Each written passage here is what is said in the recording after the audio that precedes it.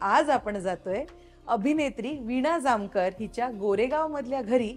बघूयात वीणाचं हे घर नेमकं कसं आहे आणि कुर्ला टू वेंगुर्ला नेमकं काय. चला माझ्या बरोबर. पहिल्यांदाच भेटतीये आज वीणा ताईला, त्याच्यामुळे मी खूप जास्त एक्साइटेड आहे.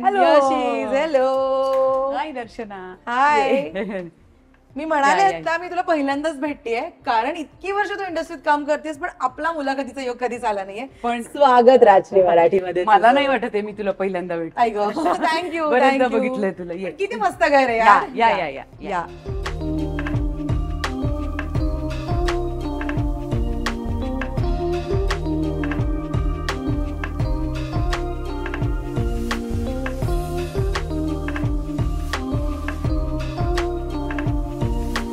ताई पण एक जोकचं पार्ट, तुझ्या 2 चित्रपटांमध्ये लालबाग हे नाव आहे. लालबागची राणी, लालबाग परत आणि आता कुर्ला टू वेंगुर्ला. म्हणजे जरा लोकेशन्स बदलली आहेत. काय गंमत आहे ही नेमकी. प्रवास पुढे चाललाय. हो. लालबाग आणि हो मी लालबागला राहिले होते, म्हणजे काळा चौकीला राहिले होते. त्यामुळे हे दोन्ही चित्रपट जेव्हा मी केले तेव्हा मलाही वाटायचं माझं काहीतरी मागल्या जन्माचं वगैरे असं काहीतरी कनेक्शन असतं. लालबाग. हो. आणि दुसरं म्हणजे मुंबईकर आहे. मुंबई खरी मुंबई ही तिकडचीच आहे. खरं. लालबाग किंवा तो सगळा एरिया तिकडे मी राहिले. माझं हॉस्टेल चर्नी रोडचं. त्याच्यामुळे ते एक योगायोग असणार. आणि कुर्ला टू वेंगुर्ला हा खूप मोठा योगायोग आहे. आणि तू उल्लेख केलास तुझ्या काळा चौकीच्या घराचा. इथे तू कधीपासून राहायला आलीस या घरात? इथे आम्ही आलो 2012. 2012ला. त्याच्या आधी मी NNP गोरेगाव मधला खूप फेमस एरिया आहे, तिकडे बरेच आर्टिस्ट राहिले. तर मी तिकडे होते 2 वर्ष. आणि नंतर माझ्या वडिलांना हा म्हाडामध्ये फ्लॅट मिळाला. म्हणजे त्यामुळे 2012 पासून आता 13 वर्ष झाली. मस्त सजवलंय हे. जरा मला सांग कोणाकोणाची चॉईस आहे हे घर पूर्ण छान सजवण्यामध्ये. हे इतकं म्हणजे मी ज्या मगाशी घरात आले ना इतकं लक्ष गेलं माझं या भिंतीकडे. खूप सुंदर केली. किती टच आहे वीणाताई तुझा याच्यामध्ये? मी बहुतेक मी ते स्वतः विचार करून कारण काय होतं मी खूप आधीपासून राहत होते. अनेक ठिकाणं आपण फिरतो, हॉटेल्स बघतो, कोणाकोणाच्या घरी जातो. तर मी ना असं स्वप्न रंगवत राहायचे की मी माझ्या घरी जेव्हा करीन ना तेव्हा असं करीन किंवा असा लॅम्प लावीन किंवा जे काही मला हे ओपन किचन करायचं होतं. तर अनेक गोष्टी मी शोधून केल्यात. ह्याच्यात आमच्या सगळ्यांचा हातभार आहे. म्हणजे माझे आई वडील सुद्धा, मी, माझे दादा बहिणी. ही लादी माझ्या आईने सिलेक्ट केलेली आहे. म्हणजे आता ती अशी आता वेगळी दिसते आणि लाईट पडला रात्री किती चमकते. म्हणजे असं आम्हाला खूप गॉडी किंवा खूप ग्लॉसी कोणालाच घरात आवडत नाही. जितकं सिम्पल, मिनिमलिस्टिक आणि वापरायला सोपं. जरा स्पेस पाहिजे ना ती तर महत्वाची. कारण आता अदरवाईज मी एकटी असते, आई बाबा असतात. कधी कधी आम्ही 6-7 माणसं एकत्र असतो. तेव्हा ते कंजेस्टेड व्हायला नाही पाहिजे. त्यामुळे ह्यातली प्रत्येक गोष्ट, हे वॉल पेंटिंग मी ऑनलाईन घेतलं होतं. अच्छा, हे स्टिकर आहे? हो, हे स्टिकर आहे. पण तो पेंटेड आहे. म्हणजे अच्छा, अशी खूप चित्र होती त्याच्यात. तर म्हटलं मोर बसवावा घरात. पण ती ऍक्च्युली आल्या ना खूप लक्ष जात आहे त्या वॉलकडे. मस्त वाटतंय. इकडे जाऊया आपण. हे असं असतं ना की तू जसं मगाशी म्हणालीस की मिनिमम गोष्टी ठेवूया, पण त्या मिनिमम गोष्टी खूप चांगल्या आणि हे सगळ्या ट्रेंडी गोष्टी आहेत. तर आत्ताच्या जनरेशनची तू छान मॅच केलंयस ना. मी आत्ताच्या जनरेशन चॉईसच्या बाबतीमध्ये. ही मस्त आहे पिगी बँक. अजून मी खूप दिवसांनी बघितली अशी कोणाच्या तरी घरामध्ये पिगी बँक आहे ना. साऊथ इंडियन आहे. नाही साऊथ इंडियन कुठला तरी ब्रँड आहे. आपलं भोरचं अमृता हॉटेल खूप फेमस आहे शूटिंगचं. तिकडे आम्ही उतरतोच. तिथे खाली एक शॉप होतं. तर मी शूटला गेले होते आता 6-1 महिन्यापूर्वी, तेव्हा बघितलं. ते पिगी बँक पेक्षा इतकं गोड, डुकराला इतकं सुंदर पेंट केलंय. हे बघा किती गोड दिसते ती. पप्पी घ्यावीशी वाटते. ऍक्च्युली तर छान दिसते. आणि मी खूप दिवसांनी असं कोणाच्या तरी घरामध्ये पिगी बँक बघितली. ओके. कधी काढला हा फोटो बाबांबरोबरचा? हा असाच रॅन्डम काढला होता. आणि माझ्या एका छोट्या दोस्तानी मला तो फ्रेम करून दिला. म्हणजे टपाल चित्रपटामध्ये जो मुलगा आहे छोटा रंगे आवतेकर, तो घरी आला खूप वर्षांनी. तेव्हा तो 8-10 वर्षाचा होता. आता 23-24 वर्षाचा आहे. तर तो आला तेव्हा त्यांनी ती भेट म्हणून दिली. आणि म्हटलं चला छान. कुर्ला टू वेंगुर्ला तुझा कितवा चित्रपट असेल साधारण? 34-35. 34-35. पण तुझ्या नजरेत आतापर्यंतचा हा प्रवास कसा आहे नेमका 34-35 वर्षांचा? हा प्रश्न मी का विचारते, कारण पुढे मी ज्या सेक्शन कडे जाणार आहे ना ते तुझं अचीवमेंट आहे सगळं. हो, येस. सो काय आहे हा 34-35 चित्रपट, काही मालिका, नाटकं, कसं ओव्हरऑल किती प्राऊड वाटतं तुला स्वतःबद्दल जेव्हा तू आता विचार करतेस कधी? प्राऊड खूपच वाटतं, कारण मी उरणमधनं असंच जी अनेक माणसं स्वप्न घेऊन येतात की मला नाटक करायचंय, मला ऍक्टर व्हायचंय, तसं आले होते आणि सुरू केला प्रवास. फार काही विचार नाही केला, जसं काम आलं तसं करत गेले. नाटकाचा खूप चांगला बेस होता, त्यामुळे 5-7 वर्ष, पहिली 10 वर्ष रादर मी फक्त मुंबईत आल्यापासून 10 वर्ष नाटकावरच जोर दिला होता. मला वाटतं त्या बेसनी एक म्हणतो ना आपल्याकडे काम करायची एक पद्धत तयार होते, एक दृष्टी तयार होते की आपण ऍक्टर कशासाठी आहोत, आपण काय केलं पाहिजे, काय निवडलं पाहिजे. तर आपोआप त्या संस्कारांनी मला खूप मदत झाली.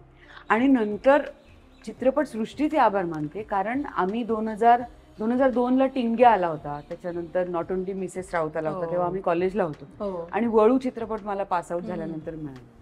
आणि तेव्हा माझ्या मनात असं होतं की ऍक्टर व्हायचं म्हणजे रंगभूमीवर काम करायचं, कारण लहानपणापासून आम्ही उरणला नाटकच बघितलं. चित्रपट बघणं हा काही तेव्हा सुद्धा फार काही असा महत्वाचा भाग महाराष्ट्रीयन लोकांच्या मनात तेव्हाही नव्हता. आता आहे, बऱ्यापैकी वाढतोय. पण आमची जनरेशन ही नाटकासाठीच तयार झाली होती, नाटकच तयार करायला लागलो होतो. पण नंतर हळूहळू असं वाटलं की चित्रपट माध्यम पण खूप इंटरेस्टिंग आहे, खूप टेक्निकल आहे, तुम्ही शिकलं पाहिजे. शिकत गेले. तोपर्यंत मी थोडंसं नाटक, थोडंसं चित्रपट असं दोन्ही करत होते. सुरुवातीच्या अगदी काही एपिसोड मालिका केल्या, आणि मग मला हे माध्यम खूप आवडायला लागलं. म्हणजे चित्रपटात खूप ताकद आहे, म्हणजे एक गोष्टी सांगण्यासाठी. ग्लॅमर तर खूप नंतर, स्टोरी टेलिंग मध्ये तुम्ही तीच स्टोरी नाटकात सांगा आणि तीच स्टोरी चित्रपटात सांगा, तर त्याचा आवाकाच मोठा आहे. आणि लोक किती वर्षांचं त्याचं आहे. आज आपण 1950चे चित्रपट सुद्धा काढून बघतो. तर मी चित्रपटाकडे वळले ही खरं तर अपरिहार्यता म्हणून वळले, कारण नाटक फार तेव्हा माझं काही फार धो प्रयोग चाललेत असं काही होत नव्हतं. मग आता काय करायचं म्हणून करायला लागले. करता करता मला आवडायला लागलं, आणि मग ते सगळंच म्हणजे त्यातली ऍक्टिंग, त्यातलं तंत्र शिकणं इथपासून ते मग आता त्याचा बिझनेस, मग आता त्याचं प्रमोशन, हे सगळं करत गेले. तो प्रवास हा म्हणजे खरं सांगू तर कशी गेली 22 वर्ष समजत नाही. आता असं वाटतं बापरे 22 वर्ष काम केलं. आतापर्यंत हे सगळे चित्रपट माझ्या स्मरणात एकदम ताजे आहेत. मला कुठलीच अशी गोष्ट खूप जुनी झाली असं वाटत नाहीये. पण काळ भरभर गेला, पण छान गेला, मस्त समृद्ध करणारा होता, भयंकर म्हणजे उलट पालट करणारा होता, शिकवणारा होता.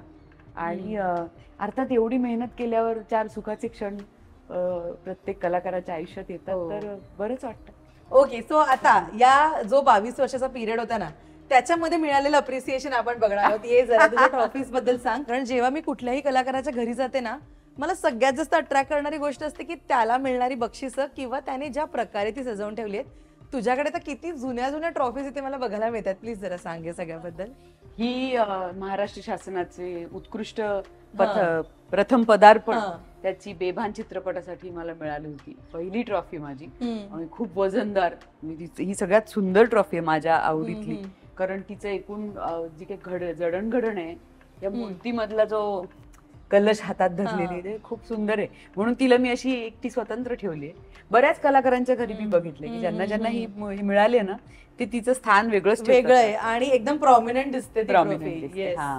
झी तर खूप मोठं आपल्याकडचं खूप मोठं चॅनल वर्षानुवर्ष राहिलंय. ते काय त्याच्यासाठी एक नाटकात आणि 2 चित्रपटात असे ते 3 पुरस्कार आहेत, ते मिळवून ठेवलेत. तू शिफ्ट होताना सगळ्यात पहिले ह्याच्यासाठी सेक्शन बनवलंस का, आपल्या ट्रॉफीज नीट ठेवता आल्या पाहिजेत? खरं तर नाही, खरं सांगू का, हे सगळे पुरस्कार उरणला होते. ओके. हा, उरणच्या आमच्या घरी असायचे, आणि मला फार खूप असं सवय नाही की असे मांडून ठेवा, दाखवून ठेवा, खूप मोठं सेक्शन करा असं. आई बाबांना खूप कौतुक असतं, त्यामुळे ते मला ते सांग का नाही लावत तू, काय नाही लावत. म्हटलं मला नाही आवडत काय ते असं. पण फायनली मी जेव्हा हे घर केलं तेव्हा मला असं वाटलं की नाही, ठेवूया माझ्यासाठी, माझ्या आनंदासाठी. कारण मलाच कधीतरी बरं वाटतं बघून की अरे काळाच्या ओघात कधी कधी आपण विसरून जातो स्वतःला एक अप्रिशिएट करणं की किती केलंय आपण. ह्याच्या आतमध्येही काही पुरस्कार आहेत. हो, हे बघ ना, हा मिक्ता अवॉर्ड म्हणजे ट्रॉफी पण जड आहे. हो हो हो. तर लालबाग परळसाठी मिळाली होती. नंतर सवाईची मला नाटकातली एकांकिकातली सवाई एकांकिका, हे तो केवढं क्रेज असायची सवाईचं. तर ती आहे. गोवा कला अकॅडमीची आहे. 4 दिवस प्रेमाचे नाटकाचे 1000 प्रयोग झाले होते, त्याची पण आहे. हा, माझे 100 नाटकाचे 1000 झाले. तर ती आहे. मटा सन्मानही बरेच आहेत. हो, त्याची हॅट्रिक झाली. चित्रपट महामंडळाची सुद्धा ही बेभानसाठीच मिळाली. हो हो हो हो. तर फिल्मफेअरची नॉमिनेशन्स आहेत, पण आता इथे जागा नाही आणि मला खूप असं वाटतं की नको सगळीकडे ट्रॉफी नको. ओके, पण ठीक आहे, तसं कौतुक करायचं. पण ताई, तुला अनेकांनी प्रश्न विचारले असतील की आता चित्रपटाचं प्रमोशन आहे कुर्ला टू वेंगुर्ला म्हणून तू दिसतेस, पण गेली बरीच वर्ष तुला सोशल मीडिया ऑब्व्हियसली तू आहेस, पण तितकी ऍक्टिव्ह नाहीयेस किंवा मीडिया प्रेझेन्स तितका नाहीये, राईट? कुठे गायब आहेस असा प्रश्न विचारतात का तुला? किंवा अनेकांना पडतो का प्रश्न, कुठे गेलीये वीणा जामकर? जसा प्रश्न मलाही होता, म्हटलं ती कुठे गेली, मालिकेनंतर दिसलीच नाहीये. हो, मी ठरवून सोशल मीडियापासून दूर गेले लॉकडाऊन पासून, आणि ते नकळतपणे झालं. सुरुवातीला अगदी म्हणजे दिवसाला एक पोस्ट अशी पडायची. 10-1 वर्ष सगळं खूप एन्जॉय केलं. लॉकडाऊनचा काळच असा होता की सगळं अचानक बदललं आणि आपण काहीतरी नवीन विचार करायला आपण बसूया इथे. लॉकडाऊन मध्ये असं झालं की आपोआपच सगळं बदललं. म्हणजे काय कळतंय, काय घडतंय कळत नाही. आणि मला असं वाटलं की काही महिने मी त्यातनं दूर गेले, कारण काय सांगायला नव्हतं, काही घडत नव्हतं. आणि मला असं वाटलं किती बरं वाटतंय मला की मी नाही रोजची काही पोस्ट टाकायची नाहीये, फॉलोअर्स किती झाले, लाईक्स किती आहेत बघायचे नाहीये. अर्थात सगळ्यांसारखे मीही एन्जॉय करायचेच, ते नाही असं नाही. खूप हिरिरीने बोलायचे सोशल मीडियावर, अनेक विषयांवर बोलायचो, ह्याच्या त्याच्या मित्रांसाठी मैत्रिणींसाठी बोलायचो. त्यामुळे ते माध्यम मला आजही आवडतं. फक्त हळूहळू एकतर मी स्वतःहून मला असं वाटलं जरा मला बरं वाटतंय ब्रेक घेतलाय, तर नाही मला रोज फोटो टाकायचे किंवा मला नाही काही सांगायचं रोज. कामावर एक काम सुद्धा अचानक कमी झालं, हेही महत्वाचं कारण आहे, कारण ते एक प्रमोशनसाठी तुमच्याकडे मुद्दा असतो जाऊन काहीतरी बोलायला. तर ते काम होतं, मी डेली सोप करत होते, तर तिथल्या वेगळ्या पोस्ट असतात, फिल्मच्या वेगळ्या असतात. किंवा स्वतःहून मला असं वाटलं मी काय बोलू रोज रोज, मला नाही बोलायचं. आणि मला ती फेज अतिशय आवडली. म्हणजे आपण ज्याला आता डोपामिन डिटॉक्स ह्याच्यावर, म्हणजे केट विन्सलेट पासून ते काल अरुंधती रॉय यांच्यापर्यंत सगळ्या जणी त्याच्यावर बोलतायत की जरा बाजूला जा, विच इज सो ट्रू. कारण मलाही आता कधी कधी वाटतं की माझं काम आहे, आपण आर्टिस्ट आहोत, आपल्याला सोशल मीडियाची गरज आहे. काही जण ते फार उत्तम पद्धतीने वापरतात, काही इंस्टाग्रामचे अकाउंट्स मला प्रचंड आवडतात, पण मी काय बोलू माझ्या कामाव्यतिरिक्त, राईट? खूप वर्ष काम केल्यानंतर मला एक सॅच्युरेशनही आलं होतं. कामाच्या बाबतीत सुद्धा सॅच्युरेशन होतं, स्वतःला दाखवण्याच्या बाबतीत पण प्रश्न पडायला लागले, संभ्रम पडायला लागले की मी काय दाखवू, म्हणजे मी खूप छान आहे आता आहेच, हा, किंवा माझा चित्रपट येतोय तर येईल तेव्हा मी सांगेन, अदरवाईज मला नाही काही रोज पोस्ट टाकायच्यात. मला इथल्या ह्या आभासी जगावर आता नाही राहायचं. आणि पॉलिटिकल आणि हे सगळं वातावरण सुद्धा असं तंग होतं की काही माझ्या म्हणजे स्वतःहून माझं अभिव्यक्ती स्वातंत्र्य आहे ते जपलं. त्यामुळे काही उलटसुलट डिस्कशन झाल्यावर मला असं वाटलं, म्हणजे पुनर्विचार करतो ना आपण की ही ऍक्शन आहे की ही फक्त कमेंट आहे, आपल्या बोलण्याने काय फरक पडतोय नेमका समोरच्यांना, वस्तुस्थितीला किंवा आपल्याला. तर खरं तर अनेक गोष्टींनी हा सोशल मीडियापासून मी दूर गेले, ठरवून थोडीशी लांब राहिले. मला असं वाटलं की मला ब्रेक हवा, मला जरा शांत बसायचंय. काम तर माझं चालूच राहील, कारण ते मला आवडतं सुद्धा, it's my bread and butter also, तर ते मी कुठेतरी करत राहील.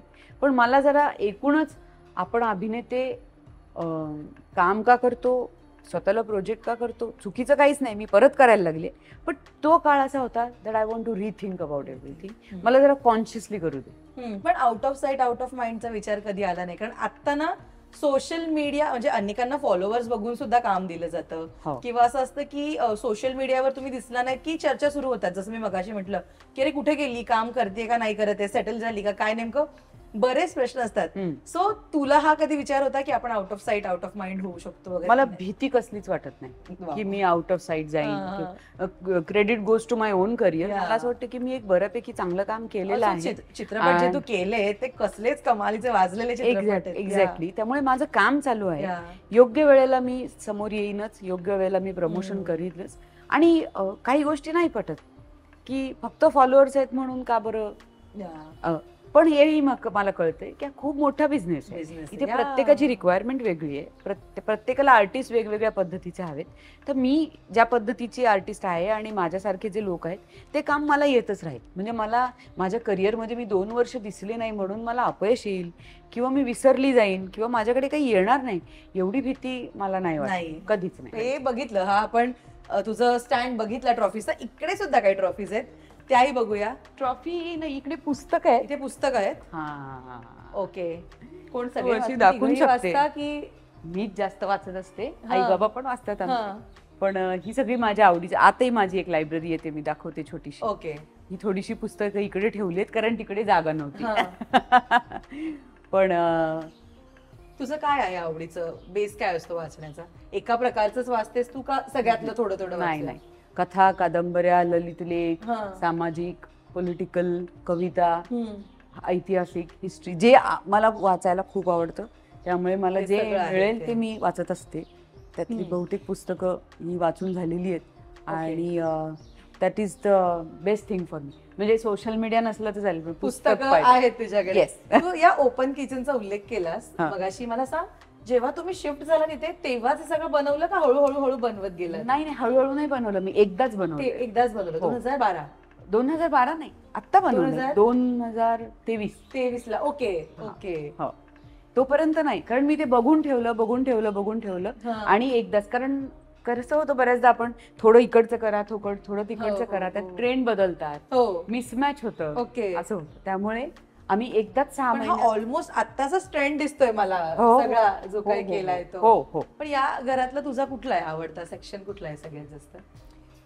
मला सगळंच घर आवडतं. कारण मी एक एक जागा अशी ठरवून केली. त्या दोन्ही खिडक्या मला फार आवडतात बसायला, किंवा इथल्या सोफ्यापेक्षा ही जी सगळी स्पेस आहे हॉलमधली, मी कुठेही तुला सापडेन बसले. किचन मला असं मोठं करून घ्यायचं होतं. तुला आवडतं कुकिंग? तू करतेस कुकिंग? हो. नाही करत, पण मला नावड आहे असं, अशा पण उत्तम बनवतेस. आता ते मी कसं सांगते, ये जेवायला. कमेंट करा हिच्या आता ज्यांनी खाल्लंय मित्र परिवाराने. Okay. Bring families together. Happiness is homemade. The secret ingredients always love. Yes, हे खरं आहे ना? The secret ingredients is always love. हे इथलं किचन आई आणि आमच्या ज्या आशाताई आहेत आमच्याकडे काम करतात, स्वयंपाक करतात, त्यांच्या ताब्यात जास्त असतं. आणि मध्ये मध्ये मला जेव्हा खूप कंटाळा येतो, असं वाटतं की आपण काहीतरी बनवूया, तेव्हा मी माझ्या वरण भातापासून ते बऱ्याच गोष्टी बनवते. अर्थात माझ्या आईसारखी मी एक्सपर्ट नाही. ओके. पण माझ्या वेळेवर, कामावर डिपेंड आहे की मी त्याच्यात किती रस घेईन. पण मी किती ह्याच्यात काम करते ह्याच्यापेक्षा ना, पूर्वी एवढंच होतं आमचा, असं छोटासा पट्टा होता, सगळ्या घरात असतो. मला ते कंजेस्टेड राहून कंटाळा आला होता.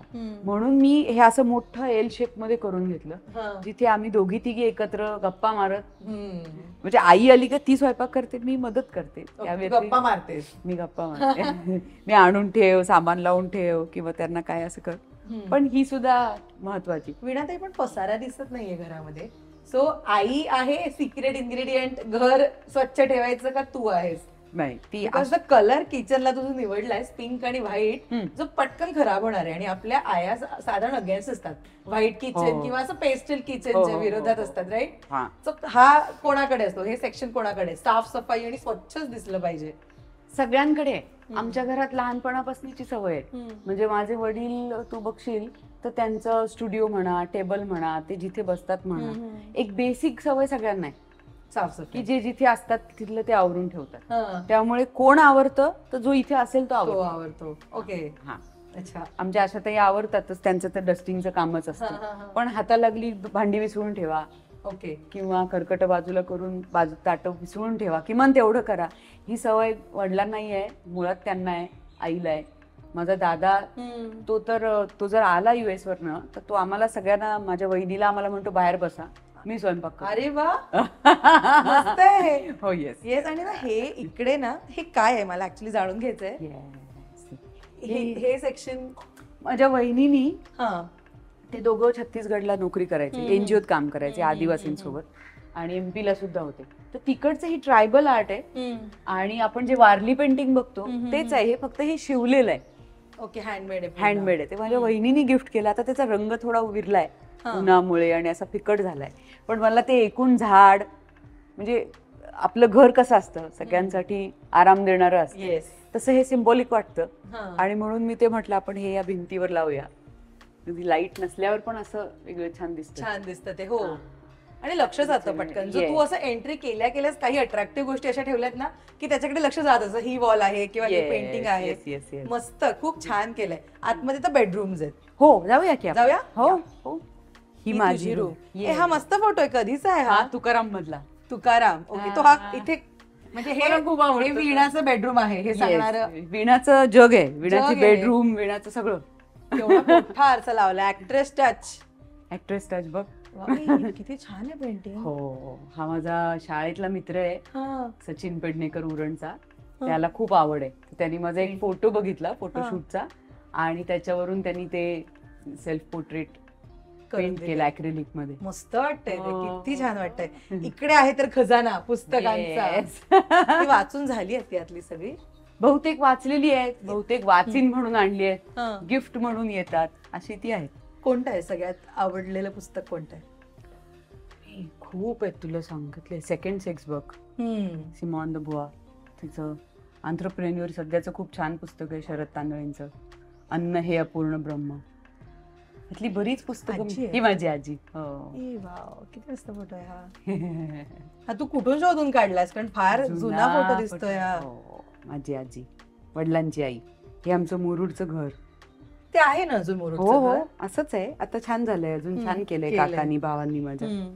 पण असं सापडला तर मला असं वाटलं की तिचा फोटो इथे लावूया. ह्याच्यामध्ये ह्या ज्या चिठ्ठ्या ठेवल्यात, नाटक, भाषण, त्या अशाच मला कळायला कुठलं काय पुस्तकं आहेत पटकन कळावी. असं लिहून ठेवलं. हो, हे त्याचे सेक्शन्स आहेत. ऍक्च्युली ते असे चिकटवायचे मला, पण ते नाही, पण चांगलं वाटलं मला एकदम. इथे खाली पण लिहिले कादंबरी. येस, या त्या आहेत आणि घेताना काढायची. खूप आहे ती पुस्तकं. मला आवडतात. आपल्या घरात पुस्तकं असावी. बलूत वाचलंय का दया पवारांचं? अच्छा, आउटस्टँडिंग. आता रिसेंट कोणतं वाचलंस? रिसेंट कुठलं सांगू तुला? ही इथली सगळी वाचलेली पुस्तकं आहेत. माझा एक रणजित आचार्य म्हणून लातूरचा मित्र आहे, त्याच्या मिसेसने लिहिलेलं एक म्हणजे ज्या आदिवासी स्त्रिया आणि नवीन तरुण ज्या मुली आहेत ना त्यांच्यावरचं पुस्तक वाचते मी. अच्छा, हे बाजूला आहे. ओके. तिथे टेबलवर ठेवलेलं एक महात्रया रा यांचं अप्रेषित पत्र, हे फार सुंदर पुस्तक सध्या आहे, जे मी त्यातलं रोज एखाद पान वाचत असते. आणि या बाल्कनी ज्या आहेत ना त्या तू छान करून घेतल्या. तुझी आवड आहे अशी छान ओपन बाल्कनी? मला ते हवंच होतं. पण जुन्या घरात असं इथपर्यंतच्या होत्या खिडक्या, उभं राहून आपण बघायचो. तर ही जी स्पेस आहे ना मुळात, ही माझी स्पेस. पुस्तकं वाचायची, चहा प्यायची, वाट बघायची किंवा फोनवर बोलायचं असेल तर ही माझी जागा. निवांत वेळ घालवतेस तर इकडे.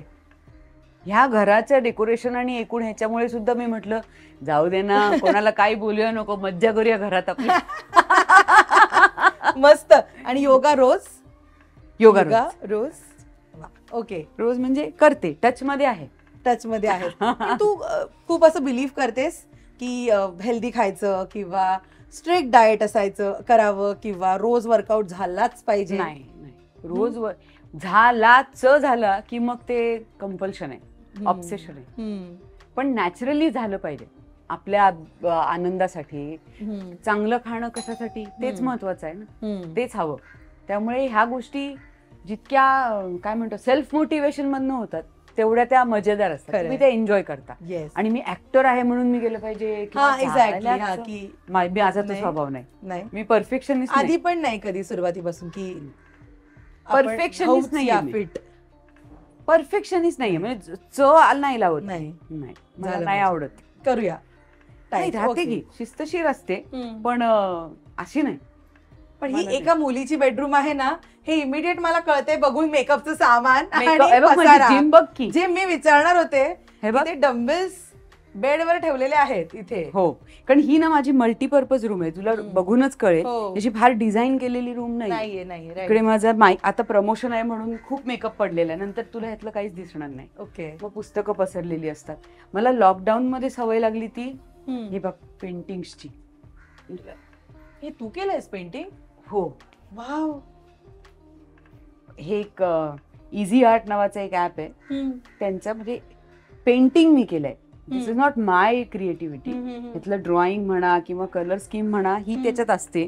पण माझे वडील कॅलिग्राफी आर्टिस्ट आहेत. समाव मला असं वाटायला लागलं की मला जरा हात ह्याच्यावर चालून बघायचा माझा. किती मस्त वाटतंय पण ते. येस. हे लॉकडाऊन मध्ये केलंयस? नाही, हे आत्ता केलंय, 6-1 महिने झाले. ओके. हा, असं मी बरंच काही काही केले. स्केचिंग आणि ॲक्रिलिक किंवा कॅनव्हास आणून ठेवले. सगळं सामान इकडे दिसतंय मला. हे बघ की रंग बघ किती आहेत. हे असं छोटं छोटं काहीतरी टाइमपास बसल्या बसल्या सेटवर करायला. मी सेटवर पण करते. हो, 2 शॉटच्या मध्ये बयो सिरियलला 2 शॉटच्या मध्ये. हे बघ ना, हे सगळे कलर्स आहेत. स्केच. आई ओरडली नाही तुला हे काय मध्ये सुरू झालंय आता, एवढा खर्च होत आहे याच्यावर? नाही ना, आमच्या घरात कुठल्याच अशा गोष्टीला कोणी नाकारणार नाही ना. शिका काहीतरी वेगळं. खूप छान. आई वडील माझे त्या बाबतीत दोघंही. आई माझी गाणं शिकायची. म्हणजे हिंदुस्थानी म्युझिक शिकायची. वडील स्वतः उरणच्या घरी गेलीस तर तुला ह्याहून जास्त भरलेलं दिसेल, स्टुडिओ टाईप. हो. हे काय, हे कोणते कलर्स आहेत? हे ह्याचेच कलर आहेत ह्याच्या सोबतचे पेंटिंगचे. ओके. ते साधारण आयांचा एक ओरडा असतो ना, आता हे काय नवीन, हा काय पसारा आहे. किती छान केलंय, खूप मस्त केलंय हे. नाही साधं आहे ते, पण ते दिसायला आत्ताच हे रॅन्डम ठेवलं एखाद्या व्हाईट भिंतीवर तर किती छान वाटेल ते. हे कसं आहे त्याच्यापेक्षा ह्यातनं जो आनंद मिळतो. आणि खूप बिझी राहायला होतं ना याच्यामध्ये. अख्ख्या दुनियेशी विसर पडतो. सोशल मीडिया वगैरेची काही गरज नाही, अजिबात नाही. आणि का नसावं? Healing, kind of healing also. की तुम्ही किती कॉन्सन्ट्रेशन, तुमचे पेशन्स सगळं चेक होतं ना. एक्झॅक्टली. आणि ह्याच्यात कुठलं एक्सटर्नल व्हॅलिडेशन नाही की मला लाईक्स मिळतात का, मला कोणी बघतंय का, ह्याच्यावर काही कमेंट येईल का. कोणासाठी नाही, तुमच्यासाठी करता येतंय का, ते महत्वाचं. हे पण खाली पुस्तकं आहेत सगळी. ते कलर, स्टेशनरी, स्क्रिप्ट आहेत, काही वाचायच्या गोष्टी आहेत. स्क्रिप्ट आहेत सगळ्या. स्क्रिप्ट म्हणजे माझ्या स्वतःचं काही आवडलेलं मी झेरॉक्स काढून ठेवते. ओके. तुझे सीन्स? माझे सीन, दुसऱ्याचे सीन, पुस्तकातला आवडलेला उतारा झेरॉक्स काढून ठेवतेस? आवडतं मला वाचत राहायला. असं काही काही करत असते. आता ना इकडे आत आल्यावर देवघराकडे माझं लक्ष गेलं, ज्याच्यामध्ये फक्त विठ्ठल रखुमाई आहेत. विठ्ठल रखुमाईची मूर्ती मला इथे दिसते आहे. हे एवढेच ठेवलेत, इतकी श्रद्धा आहे विठ्ठल रखुमाईवर. खूप खूप. विठ्ठल रुक्मिणी आमच्या गावी सुद्धा, आमचं जे घर आहे आमच्या घराच्या समोर विठ्ठल रुक्मिणीचं मंदिर. आणि मला ती मूर्ती त्यांची, जे आमच्या त्या गावच्या मंदिराची जेव्हा प्रतिष्ठापना झाली पुन्हा एकदा, तेव्हा ती मूर्ती मिळाली. तर मला असं वाटलं की ह्यांनाच राहू देत. विठ्ठल रुक्मिणी जे म्हणजे सर्व थरातल्या लोकांना, सर्व घटकांना आपल्याकडे जोडून ठेवतात. आणि महाराष्ट्रात त्यांचं काय स्थान आहे ते काय मी वेगळं सांगायला नको, पण ती मूर्ती मला मुळात फार आवडते. हो, एकदम शांत वाटतं ना बघून त्याच्याकडे. Peace of mind. आणि मला मंदिरही असंच आवडतं. म्हणजे खूप फोटो लावलेले असतील तर मला नाही आवडत. रात्र माझ्याच्यानी ते मॅनेज पण होत नाही. म्हणजे करा असं बघायचं.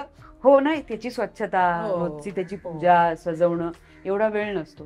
हे मला शक्य होतं आणि मला ते आवडतात फार. गोड, मस्त वाटतं ते. पण तुझी मल्टीपर्पज रूम मला खूप आवडली. ठीक आहे, टिपिकल मुलीची रूम आहे. आणि हा तर, हे टॅलेंट तर कमालच आहे ड्रॉइंगचं. छान आहे. काय बघूया आता यानंतर? हे आमची रूम दाखवते अशीच तुला. आणि ही आमची मास्टर बेडरूम. आई बाबांची. गिटार कोण वाजवतं? मी. चला, एक होऊन जाऊ देत. नाही, कॉर्डची नाही, सगळी व्यवस्थित आहे ती. पण मला, मी जसं म्हटलं की मला असं वाटतं माझ्या घरात एखादं वाद्य हवं, माझ्या घरात चित्र हवीत, माझ्या घरात पुस्तकं हवीत, माझ्या घरात ह्या गोष्टी हव्यात. माझा चुलत भाऊ आहे, तो छान वाजवतो. ओके. त्याच्याकडनं मी ती घेतला आणि मी म्हटलं की मला दे घरात ठेवायला. पण मी फार क्वचित वाजवते. मला वाटलं आता ऐकवशील मस्त काहीतरी धून नाही ठेवली आहे. तरी आई बाबा काढून दाखवू का? छान आहे, वाद्य असावं.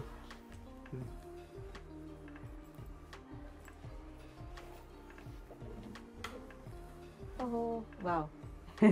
पण असं कधी आपण प्रोफेशनली शिकूया ही गिटार, असा विचार आहे? नाही, मी कसलं प्रेशर नाही घेत. मला असं वाटतं असू दे माझ्या घरात. मला खूप आवडलं हे, प्रेशर नाही घेत कसलं.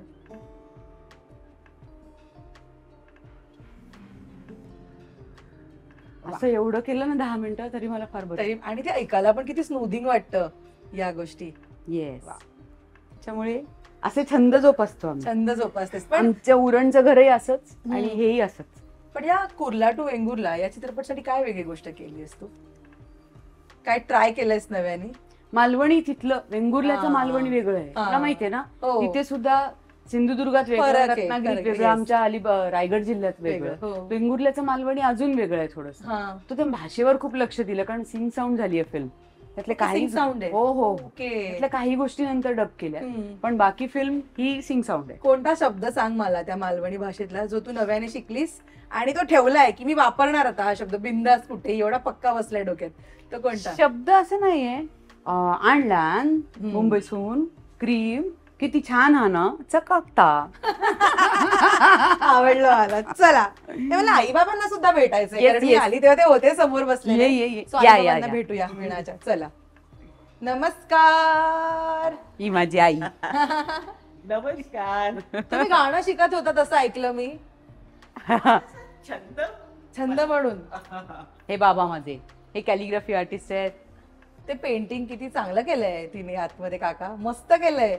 मी म्हंटल तिला मी विचारलं मी म्हंटल आई बाबा ओरडत नाहीत का असे अचानक मध्ये छंद येतात काय काय मग त्याच्यासाठी आपण काय काय शॉपिंग करतो ती म्हणते की नाही आमच्या घरामध्ये असं नाही ओरडत. शंकर इतका सुंदर काढला पण तिने इथे नाही ठेवला. हा तिने तो माझा आराध्य म्हणून मला दिलं.